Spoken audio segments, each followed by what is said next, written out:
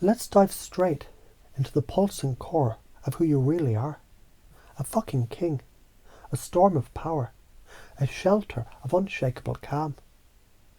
You're here to rewrite your reality, to own every room, every moment, and make the universe bend to your will. Why? Because your beliefs, your energy, your goddamn presence, it shapes the world. And I'm going to show you how to wield that shit like a scepter. Let's break this down, chunk it up, chunk it down, and install it so deep into your unconscious. It feels like you were born this way. Ready to be socially dominant, magnetic as fuck, living a life of security and excitement. Let's go. What do you want most? What's the fire in your gut? The thing that makes your heart race? Is it respect? That electric rush when people look at you at all? Is it connection? Making someone laugh so hard they forget their worries? Or maybe it's freedom. Living life on your terms. Untamed and unstoppable. Whatever it is, feel that desire now. It's your compass. I'm going to pace that hunger, that drive, and lead you to a place where it's not just a dream. It's your fucking reality. Let's build rapport with a spark inside you. Because that's the fuel for everything we're about to do. You're already doing this, you magnificent bastard. Think about it. When have you already been the storm in the shelter? Picture that time you stood up for a friend, calm but fierce, like a lion protecting its pride. Maybe you told a story at a party, voice steady, eyes gleaming, and everyone leaned in, hooked. That's you, naturally dominant, commanding attention without begging for it. Or that moment you stayed cool when someone tried to push your buttons. Maybe a co-worker throwing shade, and you just smirked, deflected, and walked away taller. That's you passing the test of masculinity, showing strength without breaking a sweat. You've got this in you already, wired into your DNA, firing through your neurons like lightning. What's stopping you from doing this all the time? Why do you sometimes shrink, second guess, or feel that knot of fear? It's those old bullshit limiting beliefs. I'm not enough, they'll judge me. What if I fuck it up? Those are just ghosts, echoes of a scared kid who didn't know better. Science says your brain's amygdala. It lights up like a fucking Christmas tree when fear kicks in. Trying to keep you safe from saber-toothed tigers that don't exist anymore. But you're not that kid, you're a king. And kings don't cower, they conquer. So, how do you amplify this? Let's chunk it down. Next time someone tests you, say a woman teases you to see if you'll crumble, don't flinch. Picture yourself as a mountain, rooted, unmoved. Grin and say, nice try, but I'm not that easy. Your voice is steady, your eyes locked. Not pleading, but commanding. That's you reframing the test as a game you've already won. Or try this. Share a scar, not to whine, but to inspire. Maybe you tell a date, I got burned in business once, lost everything, but I rebuilt stronger, because that's who I am. Your tone's not asking for pity. It's saying I'm a fucking warrior. Watch her eyes light up. She's not recoiling. She's drawn to your strength. Another way, set boundaries like a boss. Someone cuts you off in a meeting. Don't sulk. Calmly say, hold up, I'm not done. Your voice is firm, not aggressive, like a captain steering a ship through a storm. Science backs this. Assertive language triggers dopamine in the brain, reinforcing confidence, while others mirror neurons. They pick up on your certainty, making them follow your lead. You're not just talking, you're rewiring the room's energy. So why is this so fucking important? Why does it matter? Because your reality is a mirror, reflecting what you project. Believe you're a victim, and the world hands you pity or contempt. Believe you're a king, and people treat you like royalty.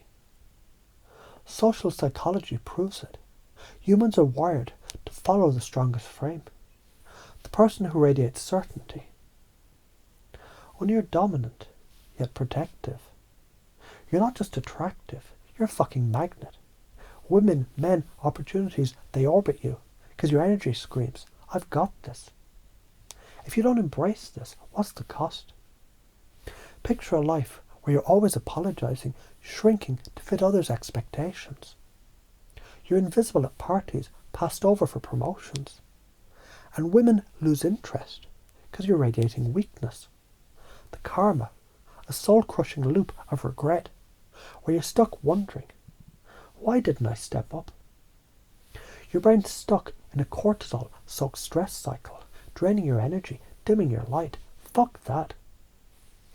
Now imagine the opposite. You walk into a room, shoulders back, smile easy, and people feel you before you say a word. You're secure, excited, alive. Opportunities find you, jobs, love, respect. Because you're living a compelling life, a story worth telling. So why does this work? Let's get nerdy. Your brain's prefrontal cortex, the boss of decision making, it thrives when you act with purpose. When you stand tall, dopamine floods your system, making you feel unstoppable. When you connect authentically, oxytocin bonds you to others, building trust. And when you reframe vulnerability as strength, say sharing a failure with pride, your amygdala calms, reducing fear. This isn't woo-woo, it's neurobiology. Mirror neurons make people mimic your energy, project confidence, and they feel it, project fear, and they scatter. Social dominance isn't about being a dick. It's about being a beacon, a shelter in chaos, a storm that shakes shit up. And those tests, women pushing to see if you'll break, it's evolutionary. Studies in evolutionary psychology suggest women test for resilience because historically they needed partners who could protect and provide. Weakness signaled danger. Strength signals safety. When you pass those tests, staying calm, playful, unshaken, you're not just winning her respect, you're aligning with biology. Your brain rewards you with serotonin, the chemical for status, making you feel like a goddamn emperor. So why are you afraid? That fear holding you back, it's just your brain's old programming. A leftover from when rejection meant death in the tribe. You're scared people will laugh, judge or walk away, but here's the truth. They're not judging you. They're watching to see if you believe in yourself. If you crumble, they smell it like blood in the water. If you stand firm, they bow. NLP calls this a pattern interrupt. When you feel fear, pause, breathe and flip it. Say, fuck it, I'm enough. Your brain's plasticity lets you rewire those old fears into excitement.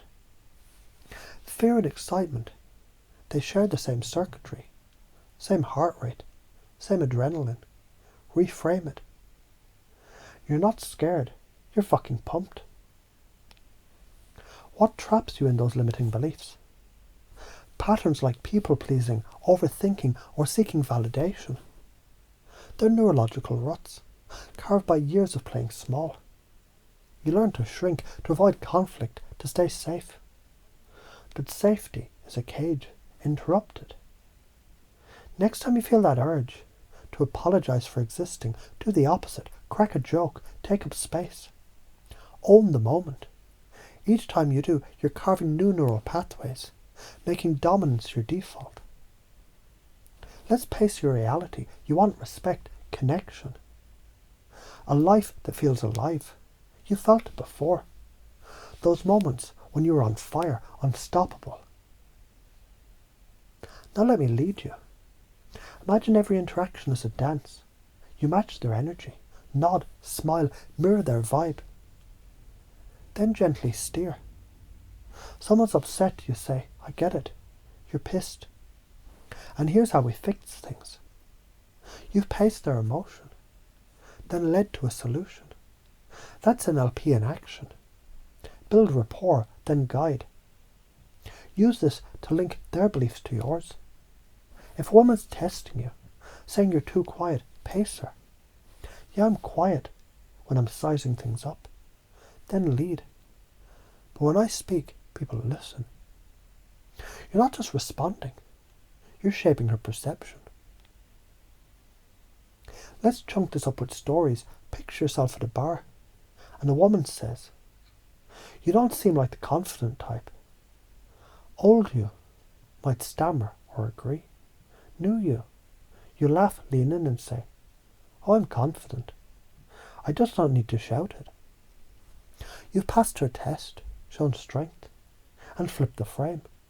Or at work, your boss snaps at you in a meeting. Instead of shrinking, you nod, stay calm and say, "I hear you, and here's my take." You're the shelter, steady, reliable. Later, you share a story with a colleague. "I fucked up a project once, but I learned to double check everything. Made me better." That's vulnerability as strength, not whining. People respect you more, not less. Another example, you're on a date, and she's pushing your buttons, maybe saying, "You're too serious. Don't defend. Play." Wink and say, "Only until you get to know me, then I'm trouble." You're the storm, unpredictable, exciting.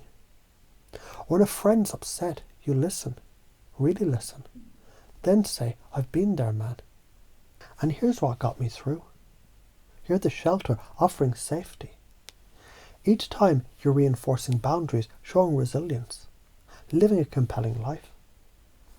What happens if you follow this? Fast forward a year, you're magnetic, walking into rooms like you own them. Women don't just want you, they respect you, because you respect yourself. You're telling stories of your scars with pride, not pity. And people lean in, inspired.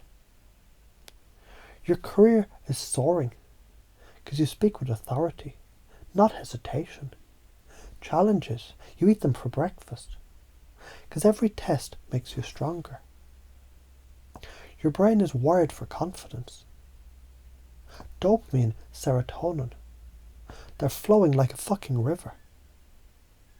You're secure, excited, living a life that feels like an adventure, not a fucking obituary. And if you don't, you're stuck, shrinking to fit others' boxes. Women lose interest, friends drift, and opportunities pass you by. Your brain's drowning in cortisol, stress eating you alive. You're not a king, you're a ghost fading into the background, haunted by what if. The karma of inaction is a half-lived life, where your potential rots like a forgotten dream. Install this as your identity. Right now, feel your chest expand, your shoulders roll back. Picture yourself as a king, scars gleaming like medals. Clench your fists and say, "I'm the storm and the shelter." Anchor that feeling. Every time you do, your unconscious locks it in. Practice this daily. Speak with authority. Share a truth without apologizing. Set a boundary with a smile. Each act rewires your brain, making dominance, resilience, and charisma your default. NLP says repetition builds habits. Habits build identity. You're not just learning this, you're becoming it. So get out there and fuck shit up in the best way. Be the storm that shakes the world, the shelter that holds it together. The universe is watching, and it's ready to bow. Let's